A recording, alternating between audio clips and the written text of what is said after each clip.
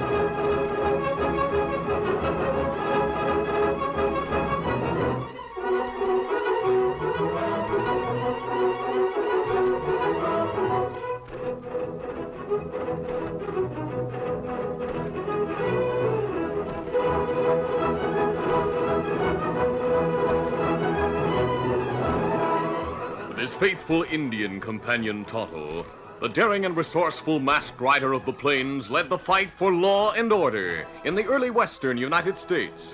Nowhere in the pages of history can one find a greater champion of justice. Return with us now to those thrilling days of yesteryear. From out of the past come the thundering hoofbeats of the great horse Silver. The Lone Ranger rides again. Come on, Silver. Let's go, big fellow. Hi-yo, Silver! Hooray!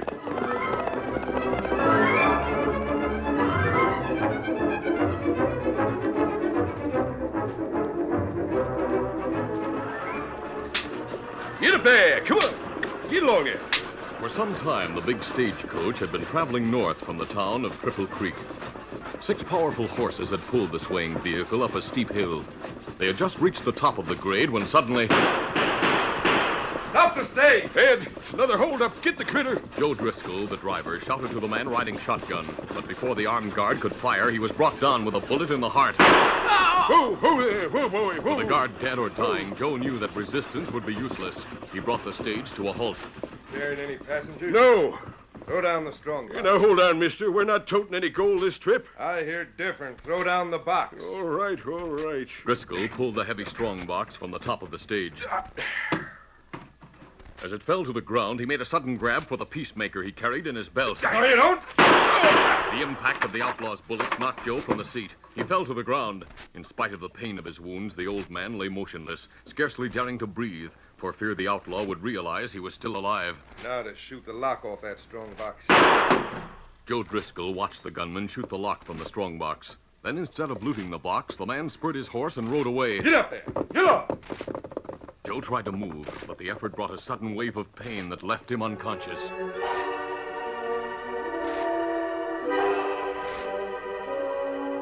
Five minutes after the killer had fled from the scene, the Lone Ranger drew rein and dismounted near the empty stagecoach. Oh, Silver, oh, easy, steady, big fellow. The masked man hurried to the side of the fallen guard. Too late to help this man. The other's alive. Help me. Steady. I'll raise your head so you can drink from my canteen. Oh, thanks. Mister, your mask. I'm not an outlaw. You don't act like one, but that mask. Forget the mask. I'm here to help you, not harm you. I'll try to get you to the doctor in Cripple Creek. It's no use, mister. What about Ed? The guard? He's dead. Yeah, I was afraid of that. Now, listen. Listen, I want to tell you what happened. Take it easy. I have to talk fast. Fellow was waiting at the top of the hill for us. He started shooting just as we came over the top. Just one man? Yeah. He had a bandana over his face. He shot at it. Reckon I was a fool to make a play for my gun, but I figured I might save this shipment. Does Mart Vincent own this stage? Yes. Mister, that owl hoot shot away the locker in the strong box. Then he rode off without taking anything. Take out what's in the box. Take it back to Mart. Very well. No. Do it while I can see you. Go ahead, mister. Load it in your saddlebags and promise me you'll take it to Mart. All right. You never went near the box. Take out whatever cash is in there. The strong box is empty. It can't be empty. I was watching. I saw him. He didn't go near the box. You're lying. That's what you're doing. Steady, man. There's got to be cash. Don't lie to me. I gave my life to save it. I know it's sitting there.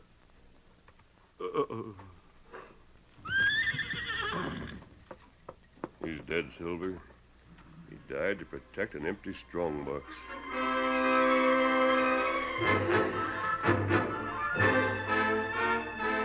Meanwhile, Mart Vincent sat by the window in his home in Triple Creek. A rugged man in his early 60s, Mart's face was seamed and weathered. But there were new lines around his eyes and forehead that had not come from the sun and wind. They were lines of worry and annoyance.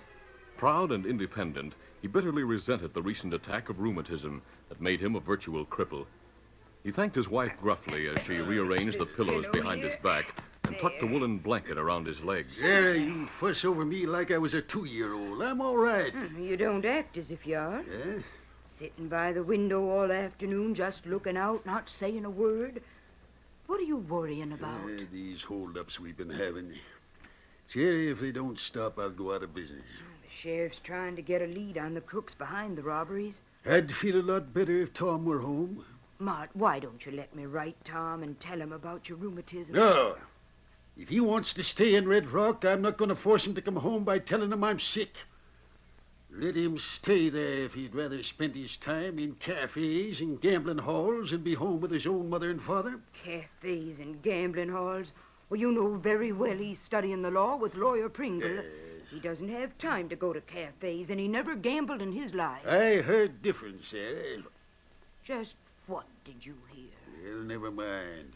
But just because Tom's in Red Rock doesn't mean I don't know what he's doing. I know he's working mighty hard. Why, it must be to be able to send you money to put in the bank for him. Tom's place is here. He should be in the office running things for me. Mart, aren't you satisfied with the job Warren's doing? Sure I'm satisfied, Sarah, but having your nephew work for you is a blame sight different from having your son working for you. Well, next month I'm going to raise Warren's wages. Mart, I'm proud of you for giving Warren a chance. Well, shucks, Sarah, I don't hold a prison term against a man. A lot of people wouldn't trust him if they knew he'd been in prison. That must be Warren now. I reckon he's closed the office and is on his way home for the day. I'll go let him in.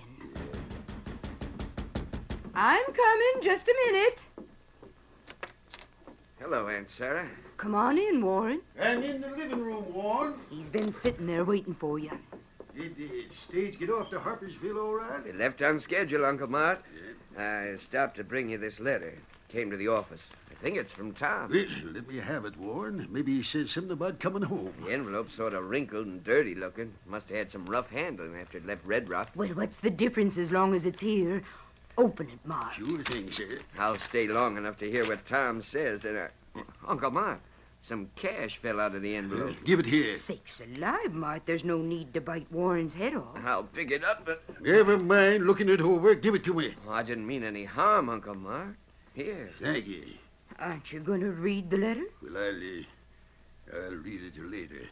Well, I'll get along to the hotel. Uncle Mart, about the payroll for the Clarence mine. What about it? I'll leave the serial numbers of the cash and the shipment here on the table. There'll be an extra guard on the coach tomorrow just to make sure the payroll goes through. Well, I'm glad to hear it. So long, Aunt Sarah. Bye, Uncle Mart. Goodbye, Warren. Mart, why wouldn't you read Tom's letter when Warren was here? Never mind the question, Sarah. Get last week's list of serial numbers from the drawer on the table. Why do you want it? I want to check it. Oh, well, here it is. Do you want me to call the numbers off to you? No. Let's see now. Mart, are you checking the serial number of the cash you got from Tom against that list? 3, 6. Oh. Sarah, What's wrong? they match. The numbers are the same again. But what Don't difference- you see, Sarah? This is the third time Tom sent cash with serial numbers on these lists. Mart, I don't The understand. cash he's been sending was stolen from my stages. Maybe the thief lives in Red Rock. Maybe he spent the cash there. Tom might have gotten the money as change in a store. Yes, that's what I thought the first time it happened. But the second time, I got suspicious. Now, You don't think Tom had anything to do with the robberies? Eh? Oh, Mart, you can't believe that. Why, I know Tom wouldn't steal anything. Thanks, Mom. What? Thanks for believing in me. Tom! Son, you've come home. Sounds like I got here just in time. What were you saying about me being a thief? Hey, this money you sent, son. Well, what about it? Dad thinks it's stolen cash. What? Why, it can't be. Well, see for yourself, Tom. This serial number is on my list. Now, let me see that list. Oh, wait a minute. What's wrong? Dad, did you just receive this cash today? Well, it came in this letter. I sent 4 $5 bills. What? Only one $10 bill was in the envelope. I sent a $10 bill 2 weeks ago. Who gave you the letter, Bart? A mash man. Now, take it easy, Dad. This man's a friend. Well, friend or no friend, masked men aren't welcome in this house. Now, clear out, mister. I'll leave when I finish talking to you. Why'd you come here? Because someone told me you needed help. Eh? Who told you that? A padre who's known you for 25 years. The padre? Yes. After we left the mission, Tonto rode to Red Rock where he found your son. The Indian told me about the trouble here, Dad. That's why I came home. Right now, Tonto's on his way to the sheriff's office to report another robbery. Another robbery? The stage to Harpersville? It was the stage that left town today, Dad. What about Joe Driscoll and the guard? They're both dead. Joe died a few minutes after I found him. Where did you find him? About 10 miles north of Triple Creek. He died believing the strongbox on his stage was still carrying a valuable shipment. There was $4,000 in cash on that stage. Joe claimed he had seen the killer shoot the lock from the box, then ride away without dismounting to throw back the lid. Well, in that case, cash is still there.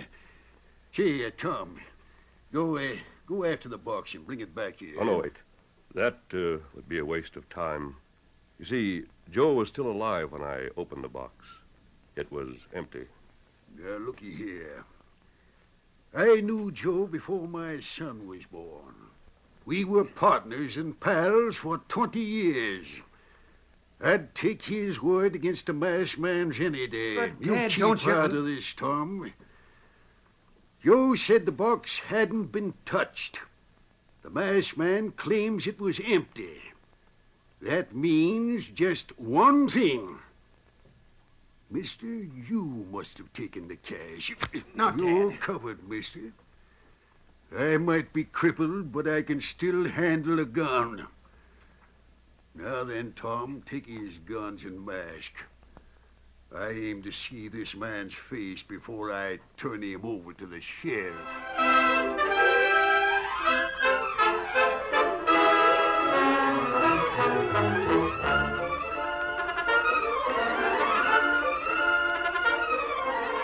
The curtain falls on the first act of our Lone Ranger adventure. Before the next exciting scenes, please permit us to pause for just a few moments.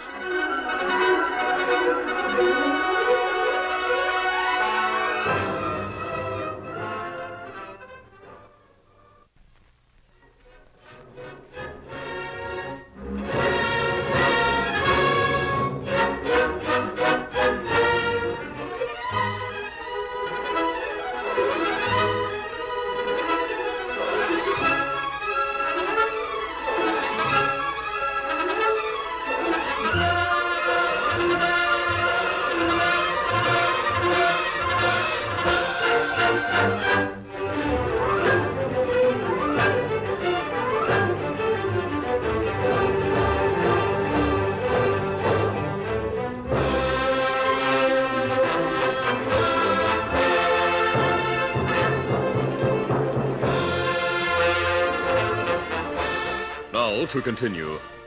Big Mark Vincent had taken the Lone Ranger by surprise when he suddenly drew a gun and said, You're covered, mister.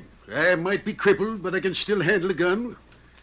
Tom, get his 6 guns, then take off his mask. Dad, better men than I am have tried to disarm the Lone Ranger. That does me. What did you say? This man is the Lone Ranger. The Lone Ranger? That's right. Well, mister, if you have silver cartridges in your gun belt, I'll apologize. Here. Now, look, Dad. It is silver. Yes. Well, I'm sorry I pulled the gun on you. I reckon getting word of another robbery and Joe's death was too much for me. I understand. I should have known you were on the level when you said the Padre sent you. Mart, your stages are an important link in the transportation ties between the East and the West. A lot of people would suffer if you were to go out of business. I can't stay in business and take the kind of losses we've had lately. Say, Tom, where'd you get the cash you've been sending me? Oh, different places, Dad. Some of it I earned with Mr. Pringle. Some of it I took in change at the restaurant. I earned more cash by writing some documents for a couple of ranches. But something's wrong. There should have been more money in this envelope. Who brought you the letter? My nephew, Warren Hunter. He's running the Stagecoach office for me. All of our mail goes to the office, mister. I see. Mart, I told you Joe Driscoll said your strong box had not been looted. Likewise, you said the box was empty when you opened it. It must have been empty when the stage left Triple Creek. But it couldn't have been. My nephew, Gee. Is anyone working in the office with your nephew? Nope. I offered to hire someone to help him, but he said he could handle things alone. Do you think Warren killed Joe Driscoll in the shotgun guard? No, he couldn't have. Warren was in town all day today, but that doesn't mean he's in the clear. Someone's been tampering with the cash Tom's been just sending home, and Warren might be the one who's doing it. I'd stake my life on the fact that Warren isn't a killer. Maybe he has someone working with him. Thinking he's guilty and proving it are two different things, Tom. Do you have any ideas, mister? When does the next shipment of cash or gold leave Triple Creek? Tomorrow. We'll be carrying the payroll for the Clarence mine. Good. Now, Tom, no one saw you come to town. You remain here in the house until the stage is ready to leave. We'll enlist the aid of the sheriff and stop the stage when it's safely out of town. I'll handle the horses.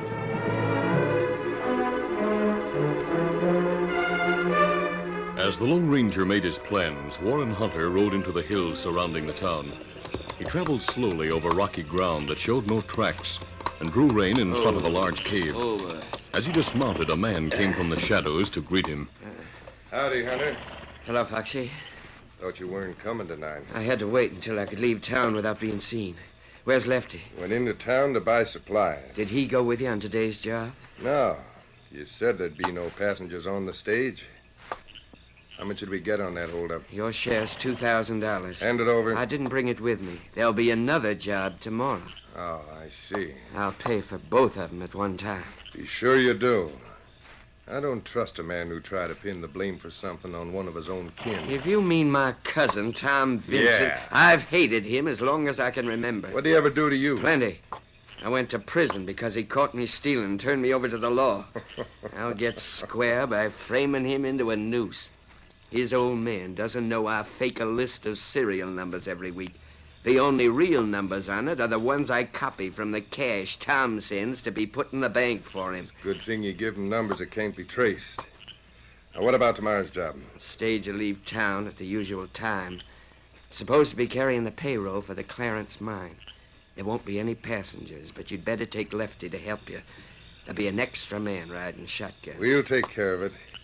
Is there any danger of anyone finding our share of the cash before you bring it here? No. I have your share with mine in the office safe. All right. But don't try to hold out on us, Hunter. You're just the kind who might try to get away with the loot and throw me and Lefty the rap for the robberies and murders. Don't worry, Foxy. We're partners. We'll stick together. While we retire with a fortune, my cousin Tom will hang for the crimes.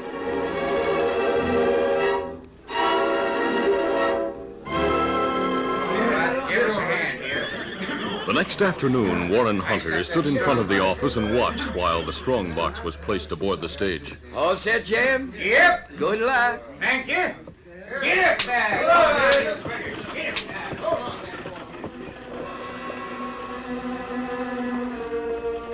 When the stage was out of sight, Warren went back to the office. He closed and locked the door, then carefully drew the shades.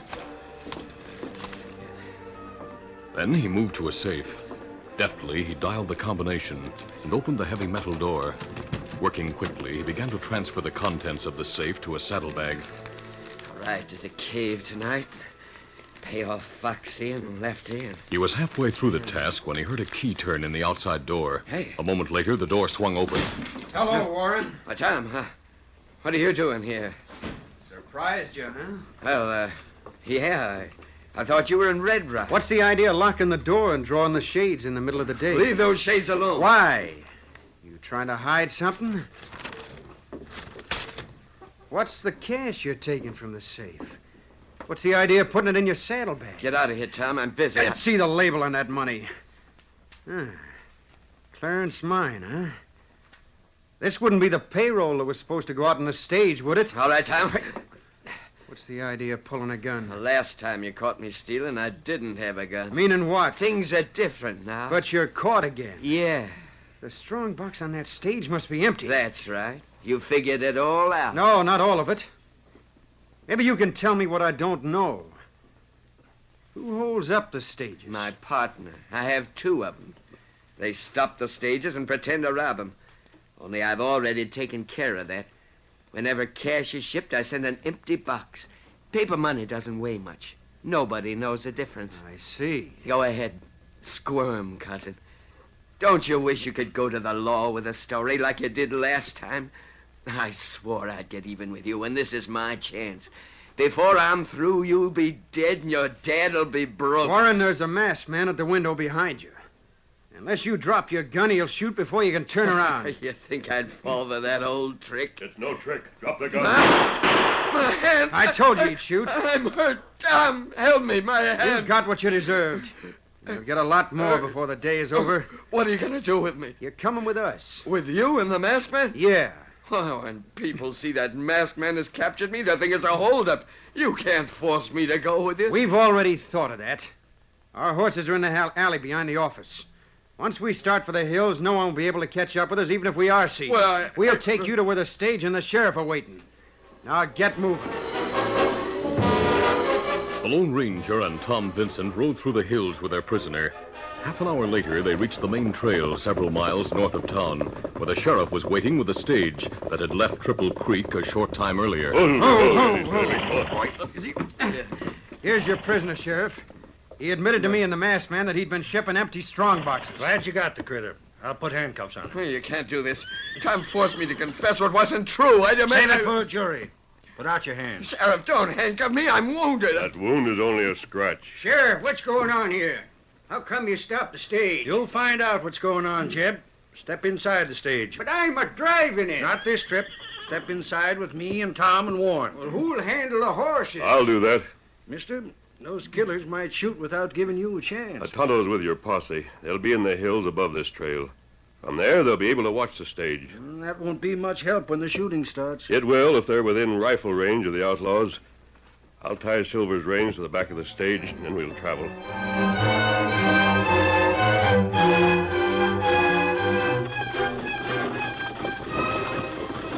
With the Lone Ranger in the box, the stage resumed its journey. The masked man guided the team skillfully around the sharp turns in the narrow trail, expecting at any moment to hear the warning shots that would signal a holdup. Get up there! Come on, boys! When he heard the shots, the Lone Ranger dropped his chin forward so that his broad-brimmed Stetson would conceal his mask from the eyes of the outlaws. Out of the corner of his eye, the Lone Ranger saw the two stage robbers approaching the side of the stage. Stop the stage! Stop the horses! Ho, ho, ho! Easy, steady there! Still holding the long bull whip in his right hand, the Lone Ranger reached for the brake with his left. He gripped the brake and brought the whip down sharply. The whip sizzled past Lefty's face and tore his gun from his hand. For an instant, Foxy turned his attention from the stage. He looked at Lefty. A split second was all the masked man needed. With his guns in his hands, he called, You're covered. Drop your gun. Not me, No! You're under arrest, both of you. Hey, the sheriff, Foxy's a trick. That masked man, he shot me. I'll bandage your shoulder, then you're going to jail. Tom, come here and see the sidewinders who've been causing so much trouble for your dad. Coming, Sheriff. All right, you first, Warren. I'll where your partners can see Hey, you. Foxy, you didn't say anything about a masked man driving the stage. Hunter didn't tell me a masked man would be driving. Shut up, you fool. Don't tell them more than they already know. So, Hunter, they got you. You led him to me and left him. No, see the handcuffs? Tom and the masked man captured me. They made me come with them. You were the smart gent who planned to frame Tom for the robberies and murders. Shut up, I tell you. Sheriff, I didn't do any killing. I'm innocent of the murders. I can prove I was in town when they happened. These two are the guilty ones. They made me throw in with them. Maybe we did the killing, but you planned the robberies. Sheriff, I'll pick up the guns they dropped. I have my guns on them. Tom, do you have a key to the strongbox? I sure do, mister, and I'll open it right now. By ginger, it is empty. The cash that was supposed to be here is in the office. The payroll for the Clarence mine is there, together with the loot from the other robbers. I didn't keep all the loot. These two have some of it in a cave in the hills. Sheriff, I know the law. I'll turn state's evidence if you'll promise to go easier on me. I'll make no promises, Warren. Your life will be in the hands of the jury. Sheriff, here are their guns. Oh, thanks. Your posse should be here in a few minutes to help take your prisoners back to town. We'll wait right here for them. Mister, right back to town with us. Dad'll be waiting to hear about the capture of these polecats. Sorry, Tom, but Silver and I are going to join Tonto. When we see the Padre, I'll tell him that Mark Vincent's son is back in Cripple Creek. And that's where I'll stay from now on. Fact is, I might start driving the stages myself. Glad to hear it. Easy steady, big fellow. Good luck, Tom. Adios, Sheriff. Bye, Goodbye. mister. Thanks. Silver! Sheriff, listen to me, please. I was framed. Framed? Why, you yellow-back squealer. If it hadn't have been for you being caught me and Lefty, it'd be in the clear. Don't listen to him, Sheriff. Give me a chance to tell my side of it. I didn't want to steal. These two made me do it. Warren, you blame me for sending you to prison the first time. This time, you'll stay there. And you can blame the Lone Ranger. Adios, Silver!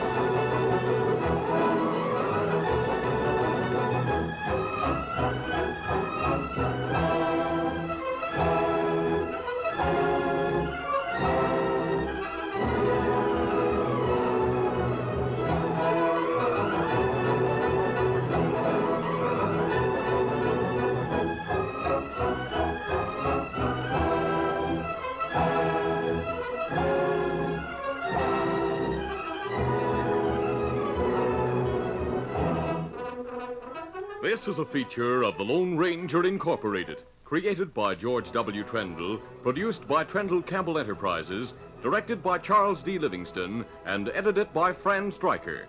The part of the Lone Ranger is played by Brace Beamer.